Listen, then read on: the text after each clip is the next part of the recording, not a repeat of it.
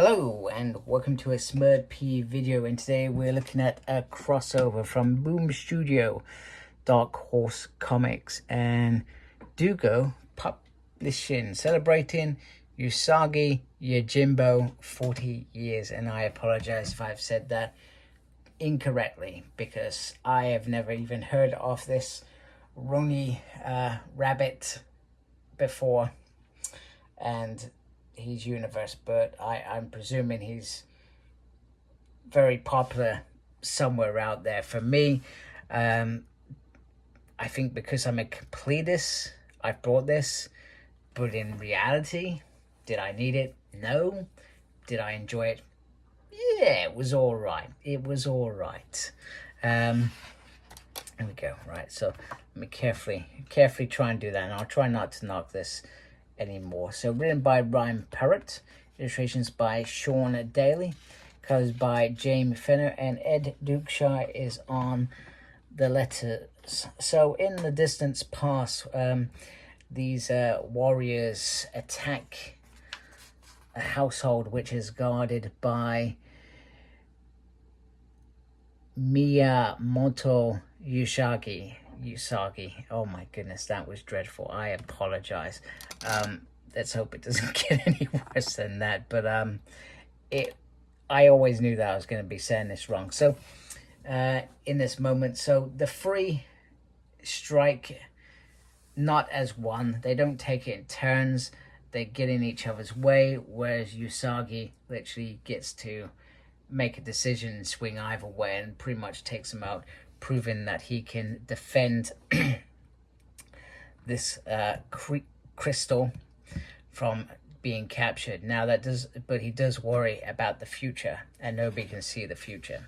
So in the future, we have Power Rangers, and they are fighting hogwash, and there's a little bit of perhaps bickering between the Rangers here. And Jason is always trying to shoulder the responsibility of the Red Ranger, whereas they get to be a bit more looser. So they defeat the creature, and then they are teleported somewhere else. And they can't get a hold of Zordon, and they are met by some creatures. However, this gentleman is Timotushu, and I said that completely wrong. I'm pretty sure of it. And he says these are the Rangers who are going to help us, and he sort of sets them up on some sort of mission to go free his friends that have been captured. They also refer to about what they should be saying in this time and age. Is it the past? Is it an alternative dimension? They generally don't know. Also, he seems to get into Jason's head around the leader aspect. So he's very, very clever in terms of how he, I'm going to be careful my words, of how he sends the Rangers on their mission to free his friends. However, when they get there, they're screamed at, "More raiders!" Yes, that is right. The Rangers have clearly been manipulated. However, they don't realize that yet, and Usagi is there to fight them, and it's a pretty intense battle. The dragon's eye is not dragon's crystal. The dragon's eye is stolen from his once known master, and he escapes, and he gloats that you were so eager to follow me. But and he uses the dragon's eye to take the Rangers out, and some of them get poorly hurt. So this young lady here, whose name I've forgotten quite quickly, has told that the Rangers are to be arrested. She also tells a tale about her once student before he was corrupted by the dragon's eye and decided to try and steal it. However, he was banished. Some of those others followed him, and from that moment he has been trying to attack here. But we have our guardian Usagi to defend this holy ground. But we also learn that he is also, Tomotsu is going to bring Shinonomi. Oh my goodness, I'm terrible. Really, really am sorry. He's going to bring forth this creature. So Usagi sees Jason trying to sulk off, and Jason intends to go on the offensive, and he tells him a story about how he failed.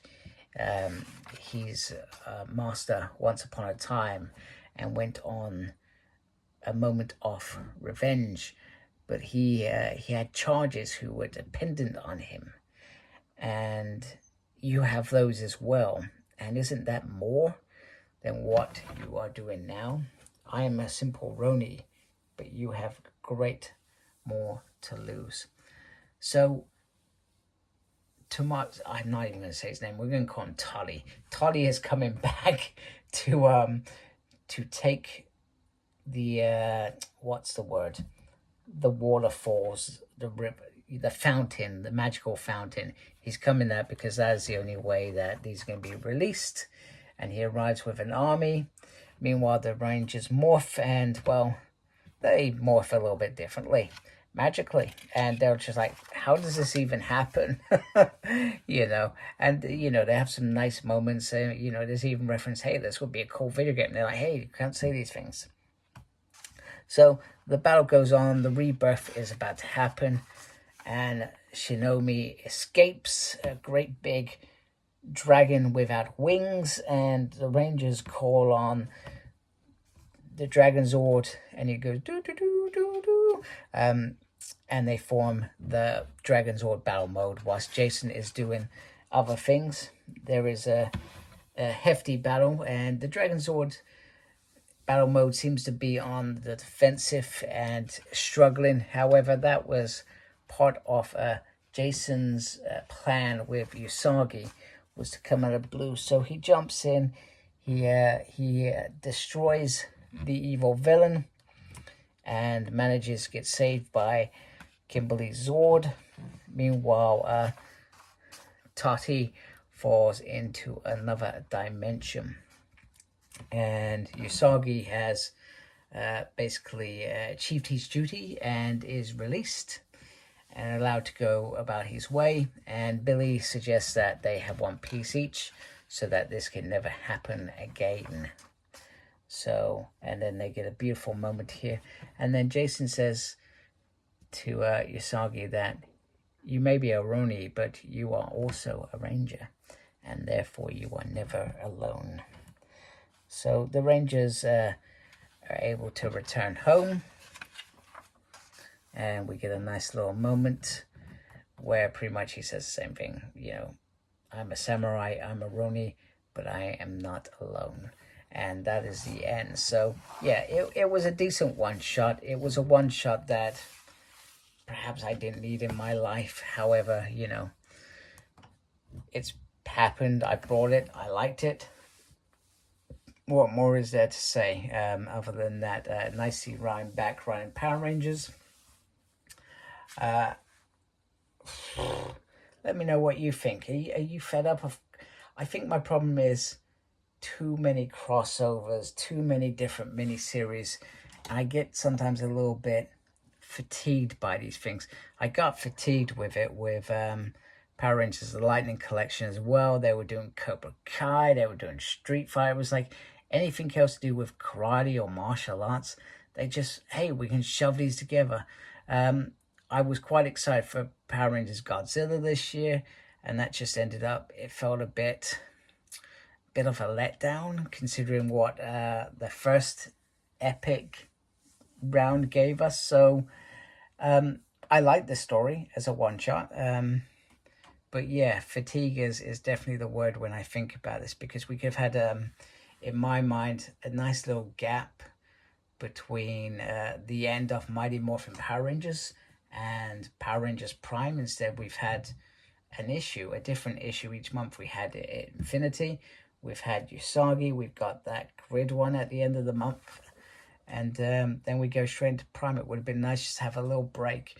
So yeah, just a little bit of fatigue there from my perspective. Anyway, hope you like my video. If you do, please do support my channel by subscribing. Thank you for taking time to watch this video. I do really appreciate it.